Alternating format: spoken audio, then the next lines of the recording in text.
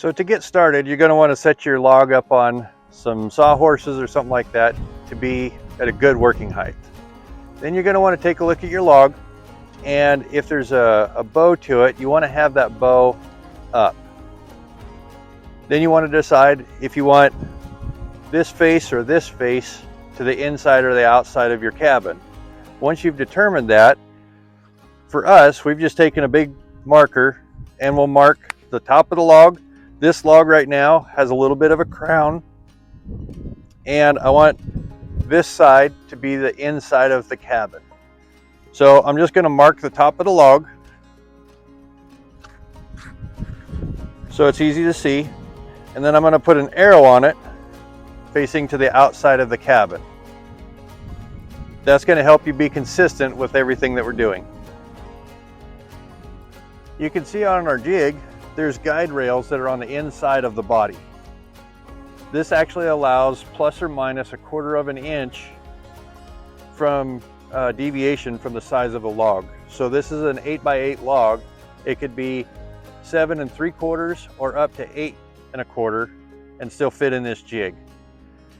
If you have good square shoulders on your log, then you can use these inside guide rails. If, like on this log, where it's got some wane or some rounded shoulders to it, and these guide rails don't line it up perfectly, I'm going to show you how to do that. So what we're going to do is, this side right now will be the inside face of the log. We're going to mark the center of it, and then we're going to strike a chalk line on it.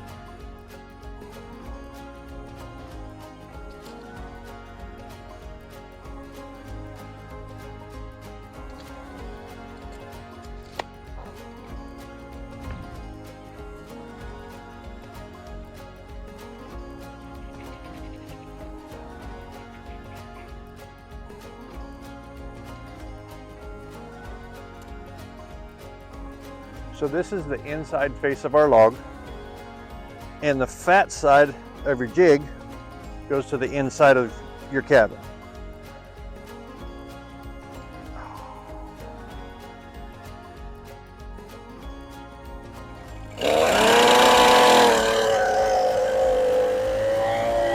So after you've made your flush cut on the end here, so it's good and square, you want to slide it on to where the sheet metal of the body is flush with the end of the log.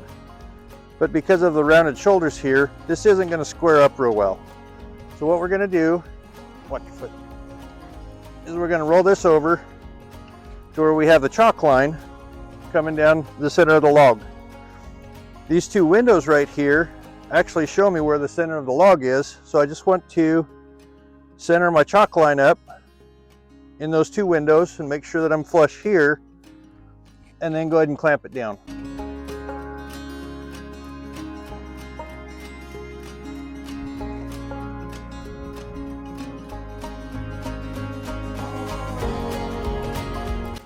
So if your log has good square shoulders on it, you don't have to strike a chalk line or use the chalk line windows.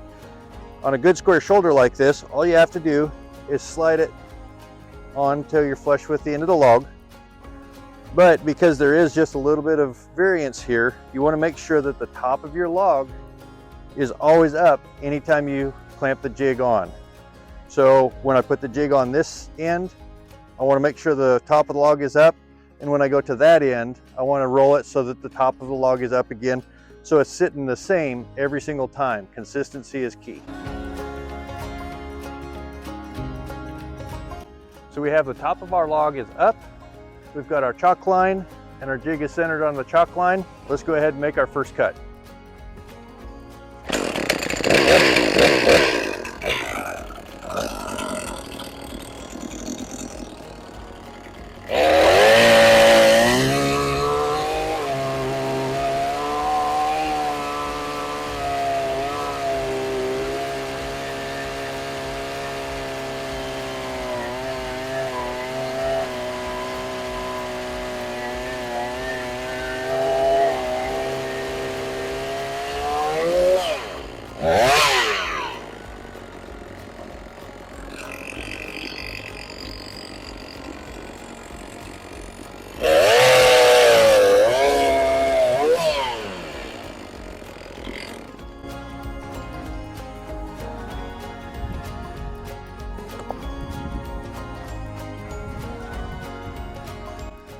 Now I'm going to go ahead and roll the log to the other side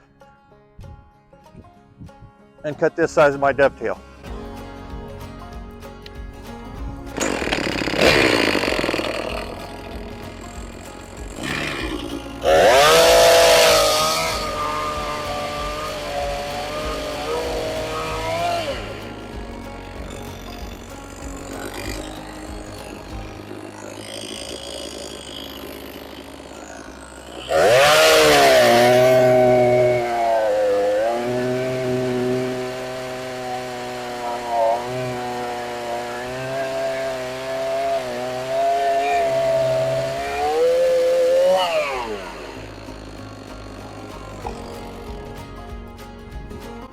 There's your very first perfect dovetail. So we want this log to be 11 foot 4 inches, but the jig is designed to have a 1 inch overhang from the dovetail. So what we're going to do, after cutting that dovetail, we're going to come down here and we're going to add 2 inches, so it's going to be 11 foot 6 inches. And we're going to go ahead and mark it right there. So after I've marked the length of my log, I'm just going to go ahead and roll it over. So my chalk line is up.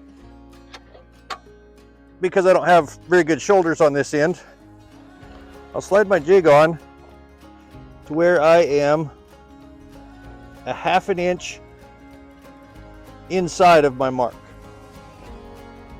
And center my jig up on the chalk line and go ahead and clamp it in place.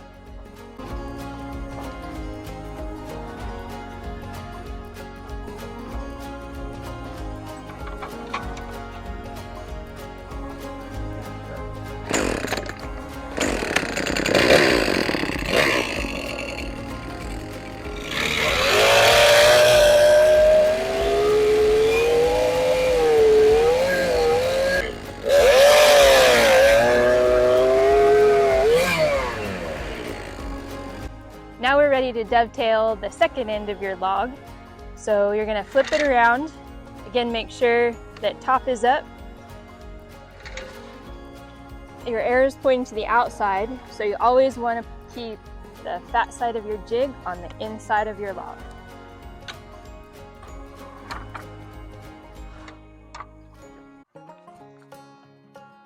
And roll it so we can center the jig with the chalk line. And make sure the edge of the metal is flush with the end of your log. And tighten her up. All right, roll it back over, and you're ready to cut.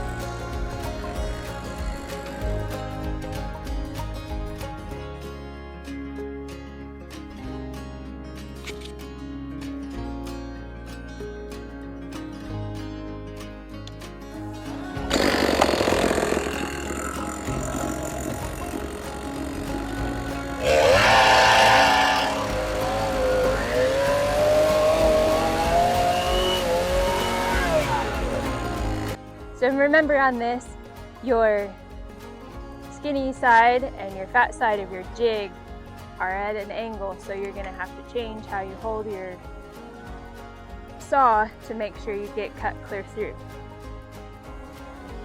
That's a wife tip for you.